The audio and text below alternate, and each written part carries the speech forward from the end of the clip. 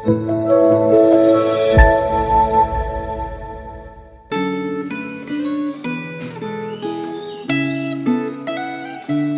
saudara yang terkasih dalam Tuhan. Kita sudah mencapai satu bagian firman Tuhan lagi masih dalam kitab Imamat. Dan tentu kita menemukan bahwa ternyata kitab Imamat adalah sebuah kitab yang indah. Walaupun isinya berbagai macam peraturan, tetapi kita sudah merenungkan bagaimana aturan-aturan tersebut ternyata tidak bisa dilepaskan juga dari kehidupan iman kita sebagai orang Kristen. Pada saat ini kita membuka Alkitab kita dari Imamat pasal yang ke-19. Kita akan membaca beberapa ayat dari ayat 1, ayat yang kedua, dan ayat yang ke-37. Imamat 19 ayat 1, 2, dan 37. Sebelum kita membaca Alkitab kita, mari kita menenangkan diri di hadapan Tuhan dan saya mengajak kita untuk berdoa. Tuhan, inilah setiap kami, anak-anak-Mu yang sudah siap untuk mendengarkan firman-Mu dan diubahkan hatinya dan dikuatkan langkahnya oleh perenungan kami pada hari ini.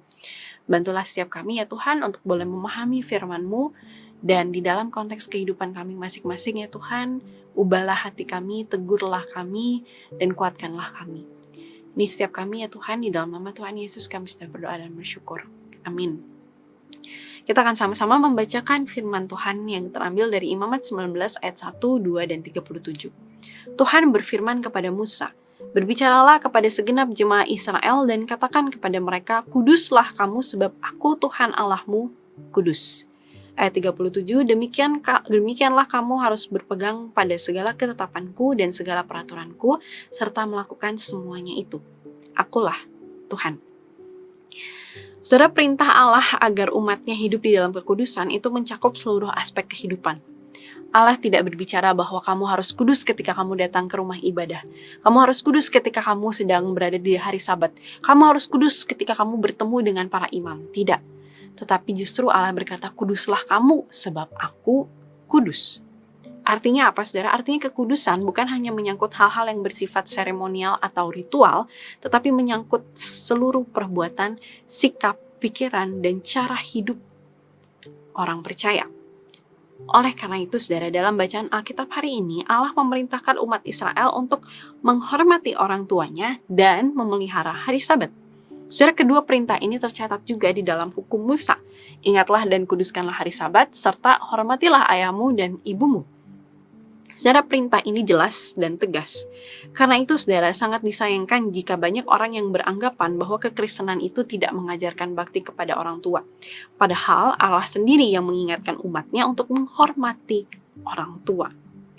Saudara, beberapa kaum yang menganggap kekristenan itu tidak mengajarkan bakti kepada orang tua, saudara, umumnya mereka melihat bahwa orang Kristen itu tidak melakukan penyembahan atau penyembayangan terhadap leluhur yang sudah meninggal. Padahal memang di dalam kekristenan kita tidak percaya bahwa kita harus menyembah atau menyembayangi leluhur atau orang tua yang sudah meninggal. Saudara, Allah memerintahkan umatnya untuk menghormati orang tua, tetapi penghormatan itu tidak boleh melebihi penghormatan kepada Tuhan. Penghormatan kepada orang tua juga dilakukan selama mereka masih hidup. Maka dari itu, ketika orang tua masih hidup, hormatilah dengan total. Bukan ketika mereka sudah meninggal, baru lebih heboh dihormatinya. Saudara, ada orang-orang yang menghormati orang tua lebih daripada hormat kepada Tuhan. Menghormati orang tua, menuruti kata-kata orang tua karena takut kualat atau takut tidak diberkati. Tetapi ketika tidak menghormati firman Tuhan, tidak ada rasa-rasa takutnya. Saudara, di dalam kondisi tertentu memang diperlukan usaha dan pengorbanan untuk mengasihi orang tua. Tetapi sekali lagi, kasih dan pengorbanan itu tidak lebih daripada kasih dan pengorbanan kita kepada Tuhan. Saudara, selain itu yang kedua, umat Tuhan juga diperintahkan untuk memelihara hari Sabat. Memelihara hari Sabat menunjukkan hati yang hormat kepada Allah. Saudara, orang mungkin ingin menggunakan waktu-waktu Sabat itu untuk istirahat, untuk bersenang-senang, untuk bersantai. Tetapi saudara, ingatlah bahwa Tuhan memerintahkan kita untuk mengingat dan menguduskan hari Sabat. Artinya di dalam hari Sabat, kita senantiasa juga berdoa kepada Tuhan, beribadah kepada Tuhan. Dan saudara, ketaatan umat kepada Allah berdasarkan kepada siapa Allah yang mengikat perjanjian dengan umatnya. Saudara, Allah yang kudus menuntut agar umat itu hidup juga di dalam kekudusan. Umat itu harus dipisahkan dari semua orang yang serupa dengan dunia. Saudara, kalau hidup kita semakin serupa dengan dunia dan kita tidak bisa dibedakan, saudara, ada yang salah dengan hidup kita sebagai orang Kristen.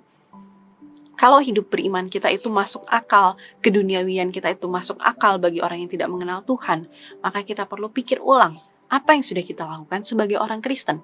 Kita dipanggil untuk menjadi berbeda dan tidak serupa justru dengan dunia. Saudara, bagaimana kehidupan kita? Ke arah mana kita hidup? Semakin menyerupai Kristus atau semakin serupa dengan dunia? Saat ini mari kita merenungkan kehidupan kita sebagai orang Kristen. Jika kehidupan kita, semua hawa nafsu, keduniawian kita, kedagingan kita masih masuk akal bagi orang yang tidak mengenal Tuhan, berarti hidup kita sebagai orang Kristen belum sepenuhnya taat dan belum sepenuhnya total dalam ikut Tuhan. Secara ketaatan kita kepada Allah berdasarkan kepada siapa Allah, bukan berdasarkan kebaikan kita. Ketaatan kita kepada Allah berdasarkan siapa Allah. Mari kita berdoa. Ya Tuhan, di dalam jatuh bangun kami sebagai orang percaya, ingatkanlah kami ya Tuhan untuk kami selalu mengandalkan Tuhan, berjalan bersama-sama dengan Tuhan, dan tidak kompromi dengan dunia.